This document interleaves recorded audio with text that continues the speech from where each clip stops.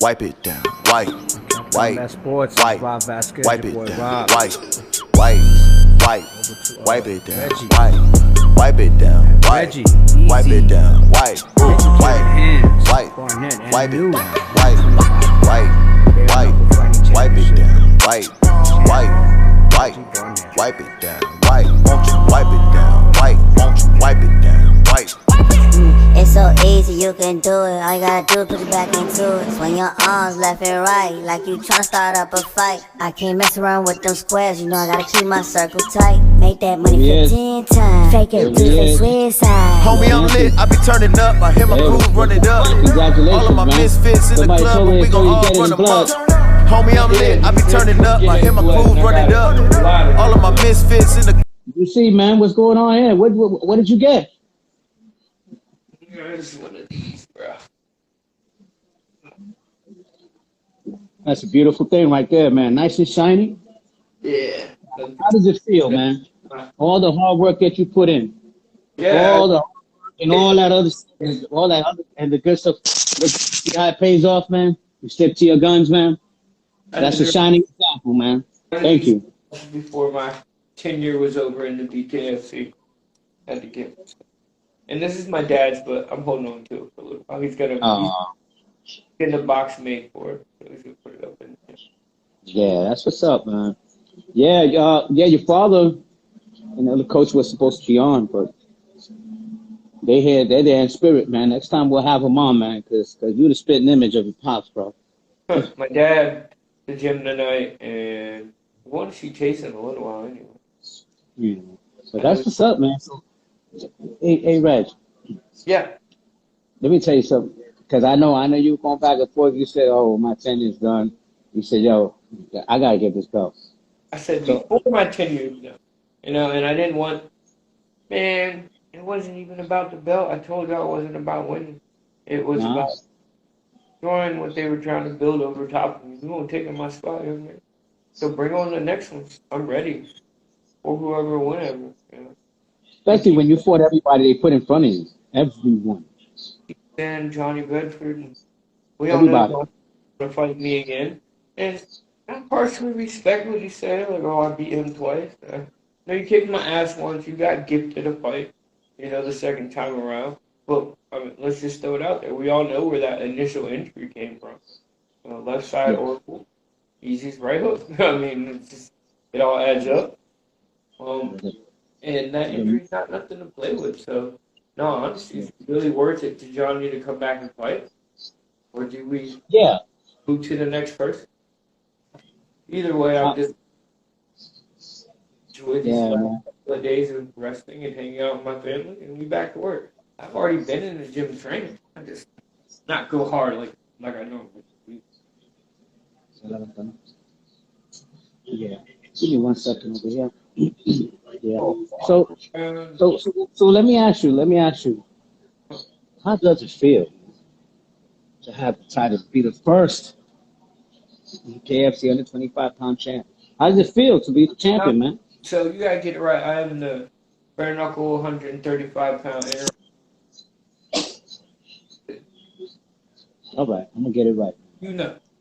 You every champ. You're always a champ to me, brother. You silly. No, I'm serious, man. I'm always Team Reggie, man. But the next move is to do what we were initially campaigning to do. Was go down to 125. Yeah, I know. When you there's a couple making their debuts at 125 coming up, and then there's a couple 125ers who have already competed. I say let them rock it. 1 week, let's do a tournament, and whoever wins, that's will fight me for the 120. Exactly. Somebody put weekly bust the fucking champ.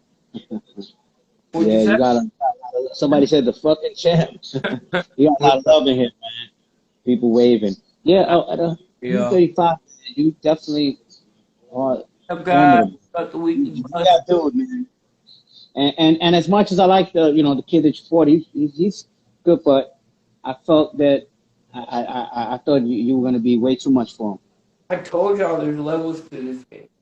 You know? Yeah, I was like, I I mean, look, I give it to him when they did. for a while He and gave it fighting at a higher level. What you just saw was the evolution of bare knuckle again.